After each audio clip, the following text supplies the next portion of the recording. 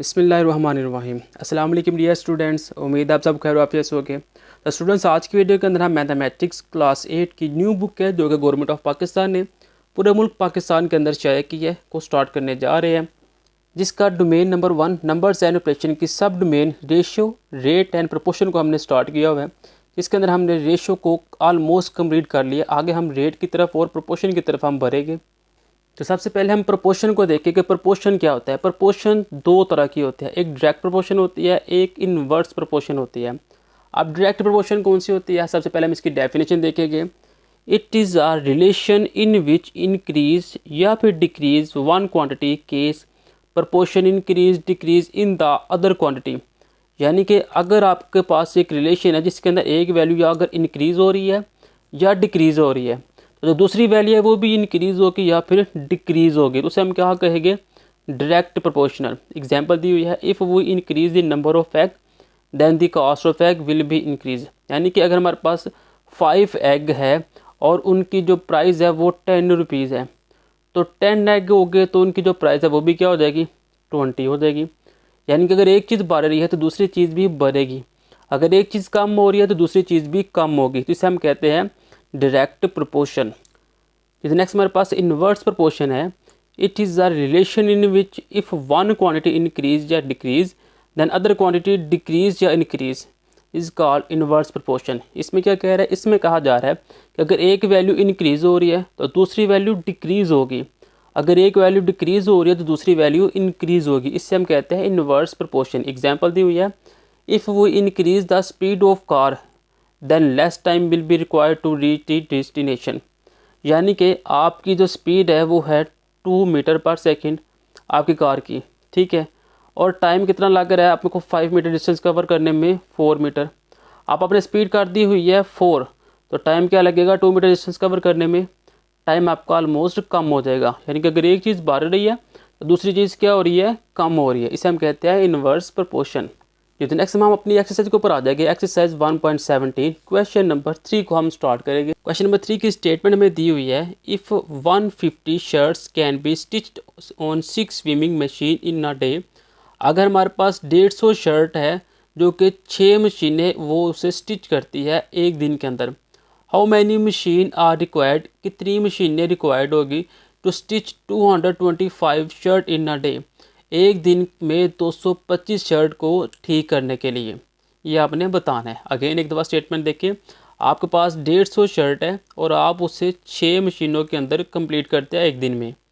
अगर 225 शर्ट ही हो तो आप एक दिन के अंदर कितनी मशीनों के साथ उसे कवर करेंगे। तो सोल्यूशन की तरफ आते हैं। ये देखिए, एक तरफ हमने लिख लिया है शर्ट, एक तरफ लिख लिया हमने मशीन।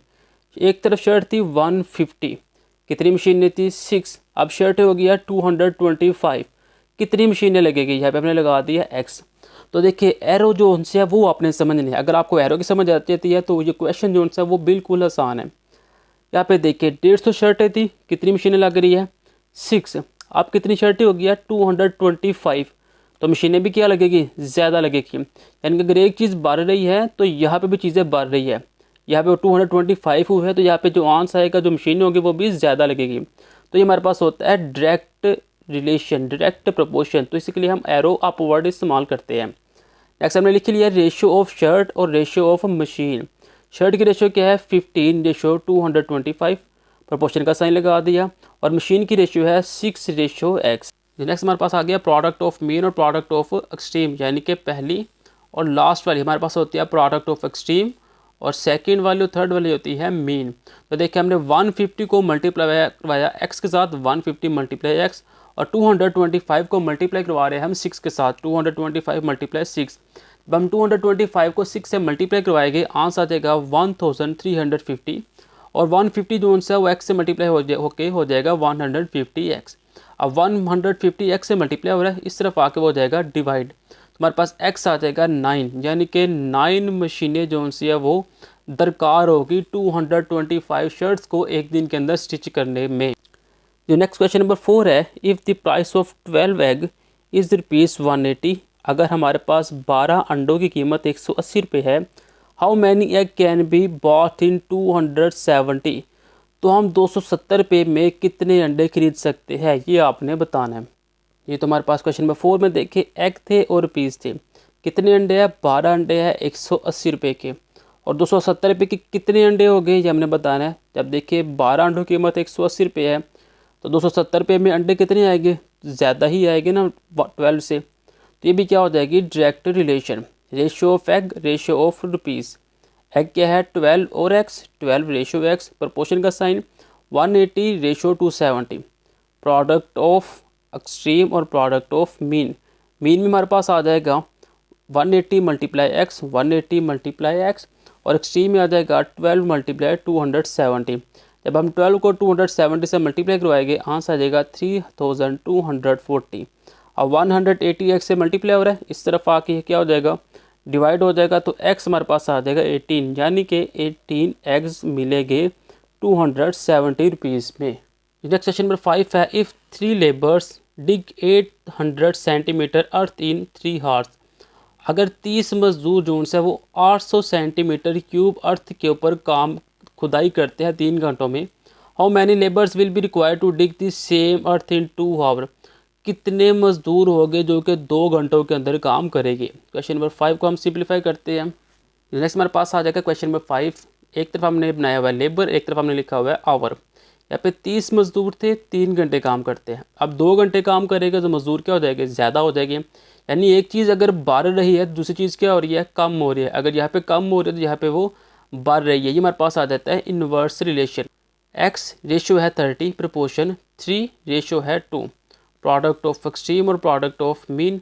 हमने एक्स को मल्टीप्लाई कराया 2 के साथ और 30 को मल्टीप्लाई कराया 3 के साथ। यहाँ पे आ जाएगा 90। 2 को नीचे आके डिवाइड किया तो आंसर आ जाएगा 45। यानी कि 2 घंटों के अंदर 45 मजदूर अगर लगे तो वो ऊपर वाले की तरह खुदाई कर सकते हैं। इस नेक्स्ट क्वेश्चन नंबर 6 है, 10 man have ratio for 21 day in ना कैंप। 10 आदमी हैं जो कि 21 दिन कैंप के अंदर वो रेशियो उनकी रहते हैं। इफ़ 3 मैन लीव, अगर उस कैंप में से 3 आदमी जो उनसे वो चले जाते हैं, how many days will be ratio of sufficient for the remaining man. तो बाकी जो आदमी रह जाएगी उनकी रेशियो आपने बतानी है। ये तो क्वेश्चन नंबर 6 में हमने मैन और डे ये लिख दिया हुआ है। कितने आदमी थे? 10 आदमी थे, 21 दिन वहाँ पे रहे। अब वहाँ पे कितने आदमी चले गए थे? 3 आदमी चले गए, तो पीछे कितने रह जाएंगे? 7 आदमी रह जाएंगे। और वो आपने कितने दिन के लिए रहेंगे उसको आपने बताना है। रेशियो ऑफ मैन और ratio of days 10, proportion 10 ratio है 7, प्रपोर्शन एक्स, प्रपोर्शन है 21। 10 को 21 से मल्टीप्लाई करवाए 210, 7 को एक्स से मल्टीप्लाई कराया, 7 को नीचे आके डिवाइड कराया तो हमारे पास आंसर आ जाएगा एक्स इज इक्वल है 30। नेक्स्ट क्वेश्चन नंबर 7 है, Shayan take 200 step for walking a distance of 160 metre. Shayan 200 step उठाता है तो डिस्टेंस कितना कवर करता है? 160। Find the distance cover by him in 350 step. जब वो 350 स्टेप उठाएगा तो कितना डिस्टेंस कवर होगा? ये तो क्वेश्चन नंबर 7 देखिए हमने बनाया हुआ है। स्टेप 1 बना दिया हमने डिस्टेंस। 200 स्टेप उठाता है तो 160 मीटर डिस्टेंस कवर करता है। 350 स्टेप उठाएगा तो कितना डिस्टेंस कवर करेगा?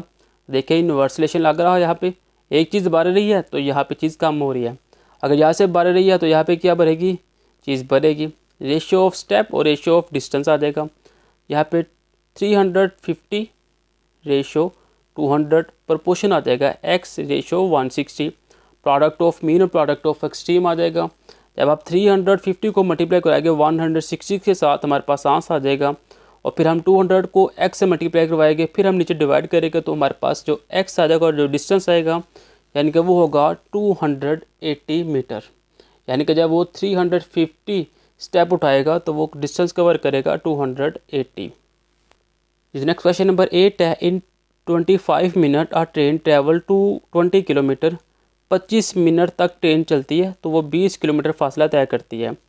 जब वो 5 मीटर चलेगी तो वो कितना फासला तय करेगी? क्वेश्चन नंबर 8 में देखिए एक तरफ हमने टाइम लिख लिया, एक तरफ हमने डिस्टेंस लिख लिया। 25 मिनट वो चली तो 20 किलोमीटर फासला तय किया। 5 मिनट चलेगी तो फासला भी कम हो जाएगा। सिंपल सा डायरेक्ट रिलेशन इसके ऊपर लगा हुआ है। रेशियो ऑफ मिनट और ratio of travel 25 ratio 5, 20 ratio x. 25 को हम x से मल्टीप्लाई करवाएंगे और 5 को मल्टीप्लाई करवाएंगे 20 के साथ। तो यहाँ पे आ जाएगा 100। 25 को नीचे डिवाइड किया तो x आ जाएगा हमारे पास 4। यानी कि 4 किलोमीटर वो डिस्टेंस से कवर करेगी। नेक्स्ट क्वेश्चन नंबर 9 है, a car travel 50 kilometre per hour make a journey 70 metre. एक कार है 50 किलोमीटर पर आवर की स्पीड से चल रही है और 70 मिनट चलती रहती है। How long will be journey take at 70 kilometre.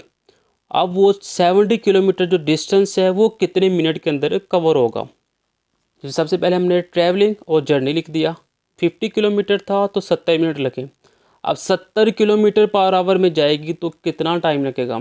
अब देखिए यहाँ पे 50 था तो स्पीड कितना जर्नी कवर किया 70, और जब 70 होगा तो जर्नी भी क्या हो जाएगा, वो कम हो जाएगा। तो इन्वर्स रिलेशन यहाँ पे लग जाएगा, ratio of travelling ratio of journey. 70 ratio 50 proportion आ जाएगा 70 proportion x. Product of mean और प्रोडक्ट ऑफ एक्सट्रीम आ जाएगा। 50 को मल्टीप्लाई किया 70 के साथ तो आ जाएगा 3500, और 70 को हम नीचे डिवाइड करेंगे तो हमारे पास x आ जाएगा 50, यानी कि वो जो टाइम होगा वो हो जाएगा 50 मिनट। नेक्स्ट क्वेश्चन नंबर 10 है, a bag 10 kg potato last for a week with the family of 7 people.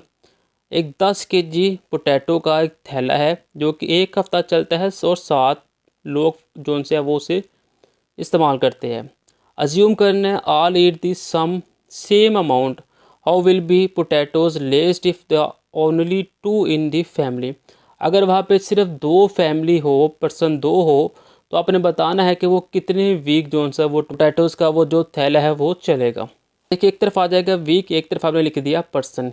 एक वीक के अंदर 7 पर्सन थे, अब पर्सन 2 हो गया तो कितने वीक के अंदर वो थैला जो सा वो इस्तेमाल होगा। Ratio of week ratio of person आ जाएगा 1 रेशियो एक्स और 2 रेशियो 7। एक्स को 2 से मल्टीप्लाई करेंगे, 1 को 7 से मल्टीप्लाई करेंगे, 2 को नीचे आकर हम डिवाइड करेंगे तो हमारे पास आ जाएगा 3.5 वीक। जी तो आज की वीडियो के अंदर हमने क्वेश्चन नंबर 3 से लेके क्वेश्चन नंबर 10 तक कंप्लीट किया है। इंशाल्लाह नेक्स्ट वीडियो के अंदर हम क्वेश्चन नंबर 11 और 12 को स्टार्ट करेंगे। तब तक के लिए दे इजाज़त, अल्लाह हाफिज़।